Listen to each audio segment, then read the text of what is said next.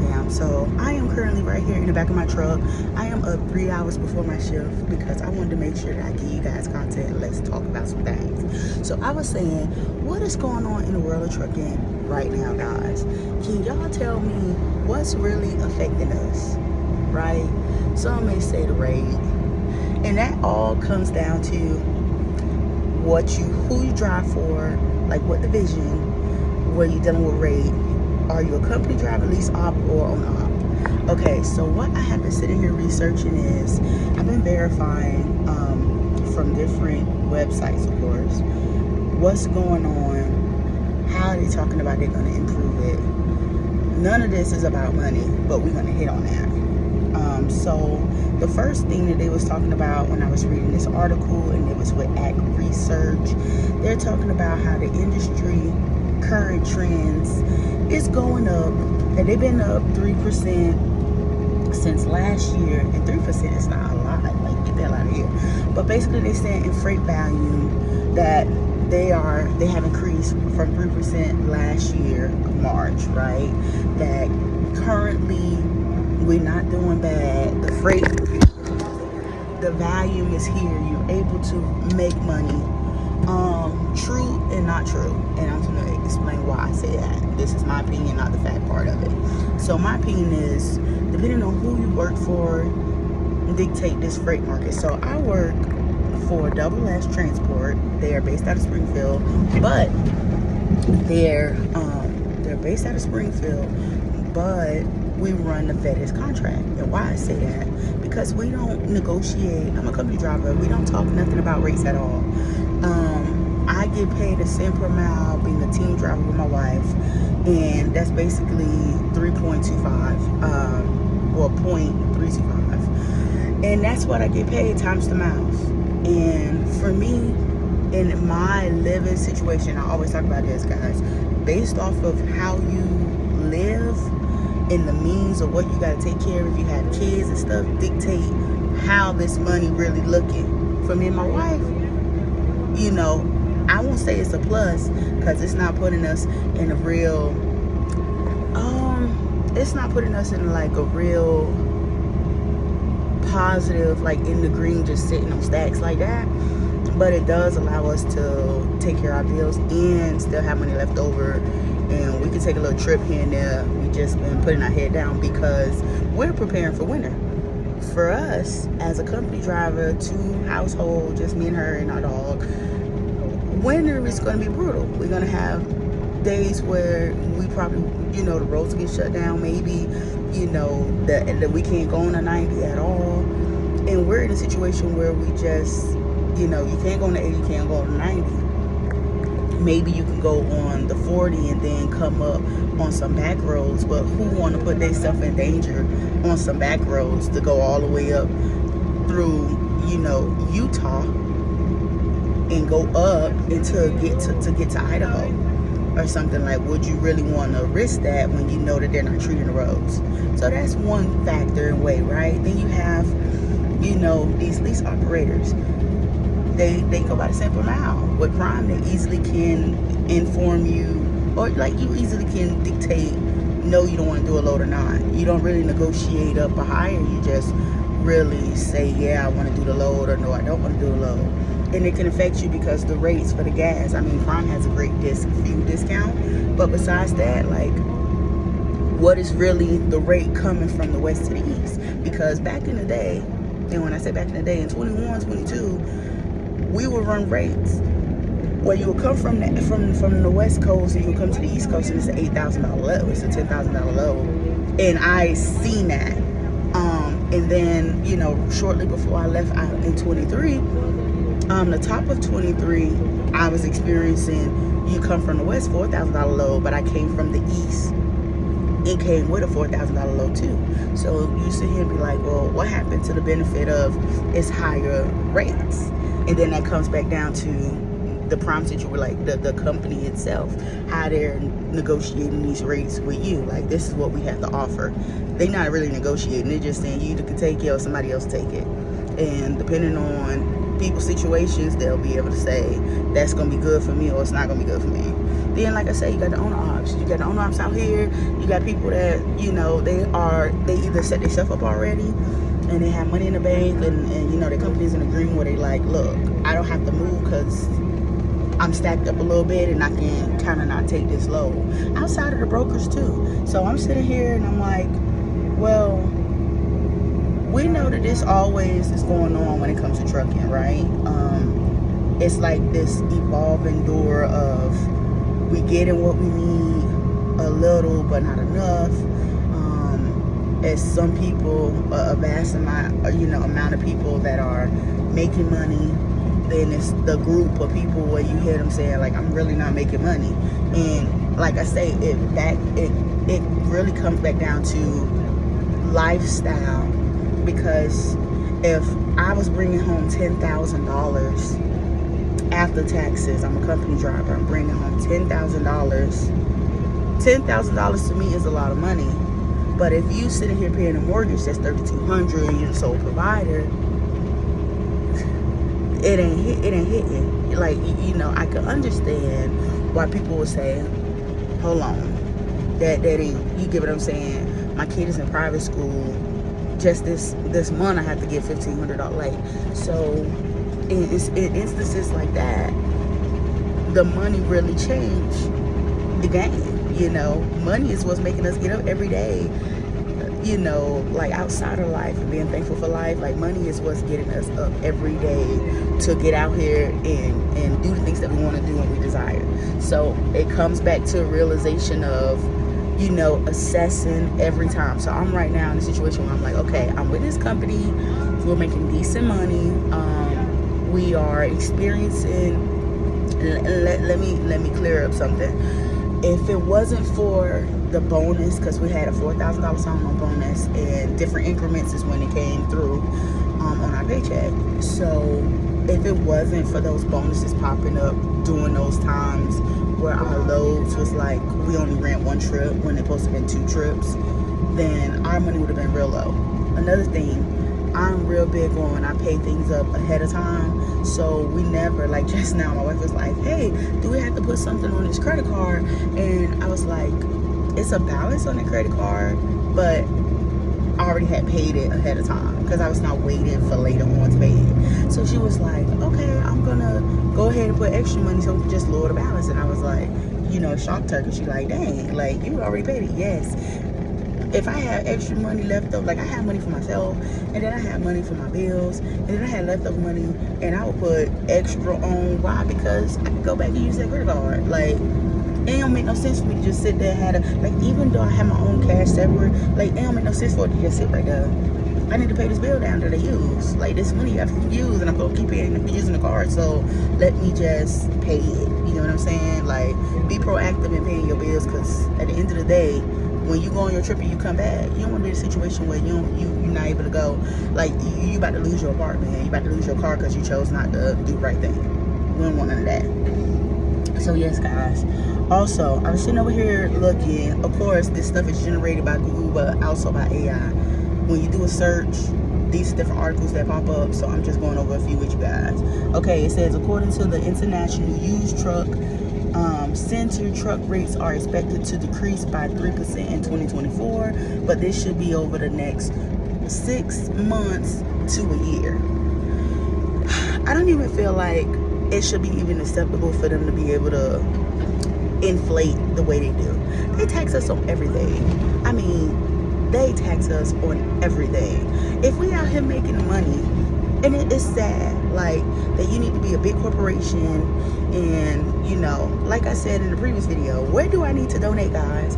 Who do I need to donate to so I can sit here and get these benefits that these big corporations do? Because it's like, it really hurts the little man. Like, if you made $100,000 and your taxes were $20,000, let's say if I made $150,000, let's say your truck made $200,000. Like, my truck had made over $200,000, okay, and I had paid, with all the expenses or whatever, everything that came out, it really put me in the green. Like, I was $110,000, around that amount. Like,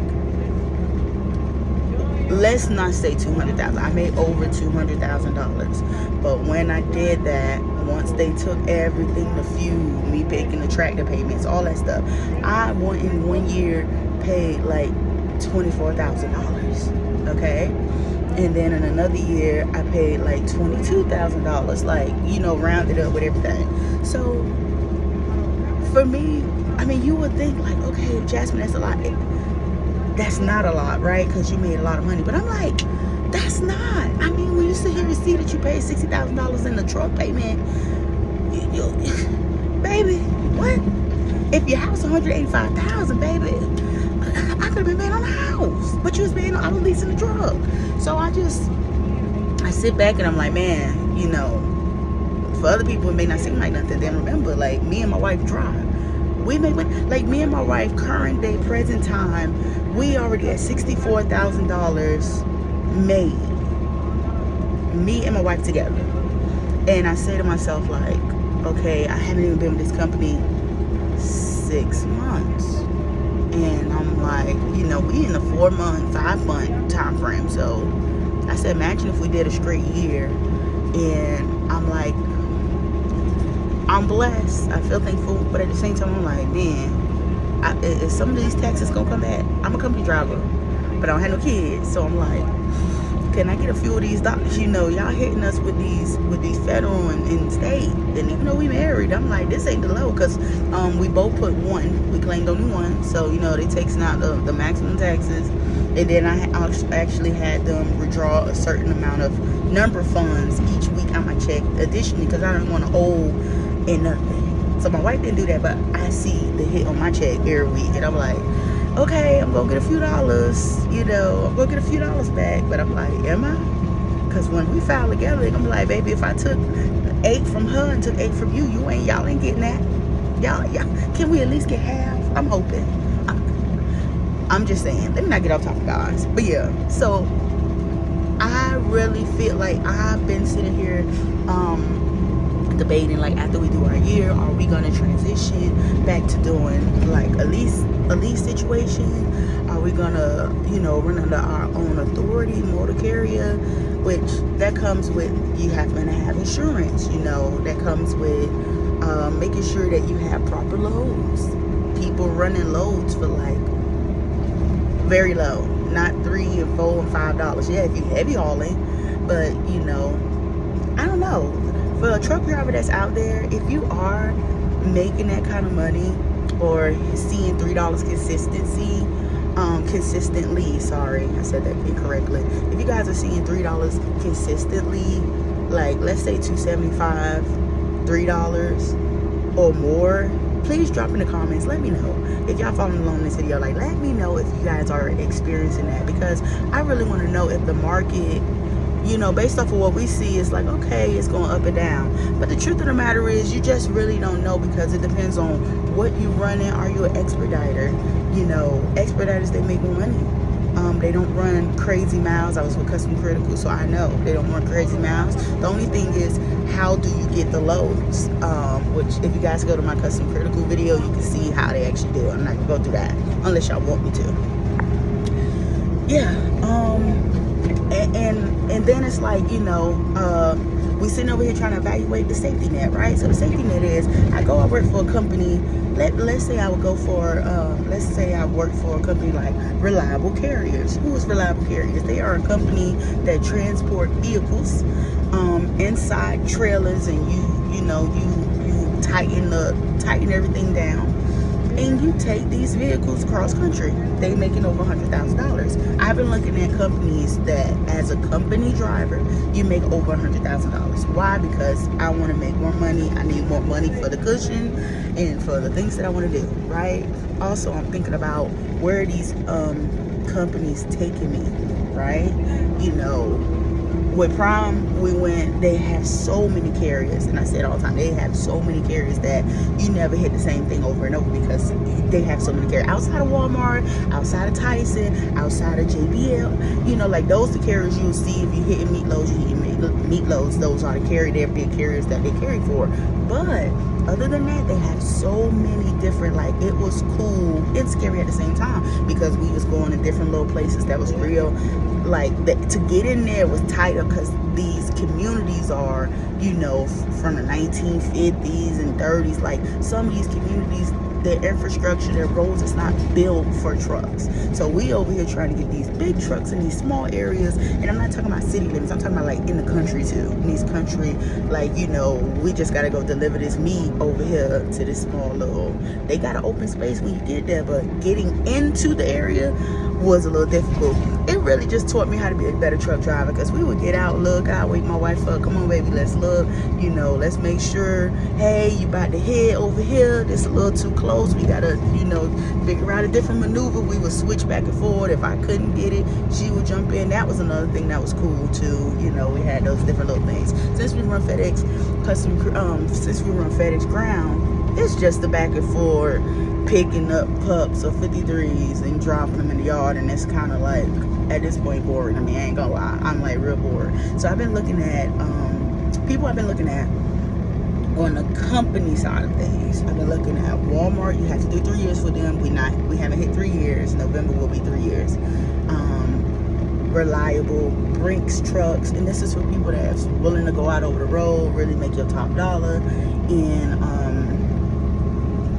just, you know, like if you said, let me go put the next three years, put my head down and really stack this money because I want to go and purchase this house, and I want to, you know, buy this brand new car, and I want to pay it cash. Like, for people that want to do those kind of moves, you know, you want to get somewhere where you can get in, put your head down 3-5 years, and you get all the things that you need, because you can come out swinging. You get what I'm saying? I can literally go and say, let's go buy some land, babe, and then we're gonna put our head down, and then we're gonna get this first time homeowner, which we never got a home before, so we're gonna go get this loan, and we're gonna go build up what we want. Life is what you make it. It's really up to you on what you choose to do. It depends on what you want to do with your lifestyle, what's all the different facets. You know, do you have kids? Do you have student loans? Like, all those different things. And for new truck drivers that's watching my page, like, if you're just out here in the game, I know you're making the money, prioritize, guys. Like, prioritize that $10,000 that you just spent to go to Vancouver. Like, that could be a piece of land somewhere, you know, or add another 5,000, you know, like, just look at all the different options. Maybe you're not mentally there yet, or you don't think that that's a possibility, but just like try to rework where you see yourself. Because right now, sometimes we just thinking about right now, but you want to see yourself in the future, in the next 5 years. You don't want time to go by and be like, I wasted my time not doing what I need to do. I'm sorry, I was just going back over something I was reading that I wanted to bring up to you guys, because I know I'm going a little bit all over the place.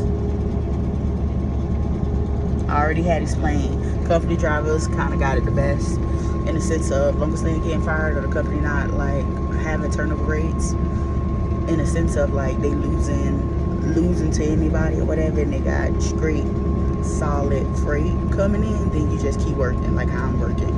But lease operators, like I said, it kind of is on the lines of owner operators. You got that pool situation going on where you gotta try to bet for your money, or they keep hitting you with low freight, and you really don't need to move because it's really a detriment to you, because you're not making money but they're making money.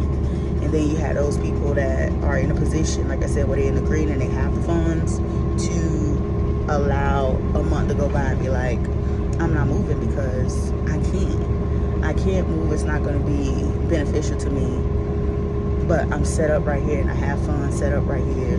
So, you know, I'm just trying to sit here. I'm trying to sit here and just pay attention to all the rules and what's going on. Just like a current law that they have, that's real big. I think some people have talked about it, but I'm just gonna bring it up on my page. So as of November 18, 2024, all prohibited drivers will lose their existing commercial driving privileges or their approvals for a commercial learner's permit. Drivers will be required to undergo a rigorous reevaluation to return to good standing. So this is regarding, I guess, people that have ever tested, like failed a drug test, or like been running the drug and alcohol clearinghouse. Is basically a website that stores all of the drivers that have a CDL driver. That's a CDL driver. you basically, and future employers can go to that website and they'll run your background in that sense to see if any place that's a driving company have reported there that you have failed the drug test or alcohol test. You know, if you maybe had like a rehab, like just it basically it's along those lines. Just if you failed the test in the past, and this is where they can come in and really reevaluate a lot of drivers and really, you know, I mean, if I messed up, if I have messed up in that case 5 years ago, I don't know how deep this go. I would have to do some more research on it, but like I would hate if I had got caught up 5 years ago in the beginning and I failed the test and now I'm good and now they over here harassing me. We will know as November come really how they over here moving and shaking regarding drivers. I know a lot of drivers. I have personally seen drivers when I was driving with Prime where they were they just like parked they load. I'm not gonna say who, but I'm just gonna say I seen drivers physically with alcohol sitting on the back of the flatbed having a whole party, and we know it. We know it's drivers out here that's doing that are doing that, and it's very unsafe. You know, first of all, when you under load, you shouldn't be having not a drink at all, but people do. You know, they want to go have a dinner and they go and drink and then go to the cab and go lay down and think that that's all right. It's not, but people do. People sneak having in their cab, and I sit here and I just say, boy, you know, just like they got them infrared cameras, if they really wanted to harass us drivers when they go and looking through with them damn x-ray things, and they really was to go and show you and pull up and people got the damn alcohol in these, if they really was to be over here doing these inspections, these like really hard, doing it, pulling everybody up, making you open your containers and smell like people will really be losing their mind. They will be losing their mind. But I'm just saying, that's just, you know, quick little thing that's going on. A quick little thing, guys. Like, I think I'm gonna wind up doing Jazz News Report, and I'm gonna start. I'm really big on statistics and like facts, and I'm gonna like start maybe every Monday have it where I do the Jasmine, the Jazz News Report, so we can talk everything of trucking, like for real, because we need to know what's going on. First of all, I need to keep knowing what's going on in my industry, because I drive in this industry. I choose to be here and want to be here for a few more years. Let me not say a few more years. I want to be here as long as I want to be here, because I don't know exactly when. I be seeing it like I know I got another job I want to do. I just want to own some things, which y'all stick with me. I'm gonna come and show you my little path.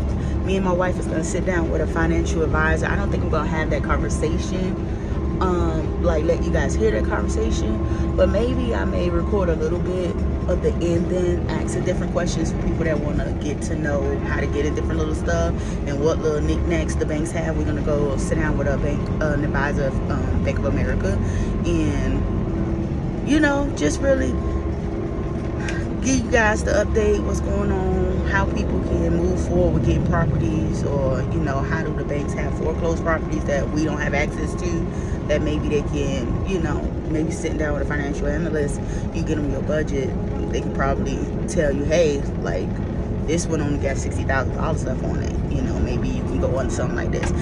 Yeah, we'll talk about that later. I know I've been rambling, but thank you guys so much for watching my video. I'm gonna try to get a little bit more consistent with posting for you guys. I am gonna edit. You see, I have my computer out and I'm sitting up 3 hours before my shift, just so I can be able to be more I can connect with you guys more. So thank you guys for watching my live, and peace, love, and chicken grease. Be safe and happy Friday.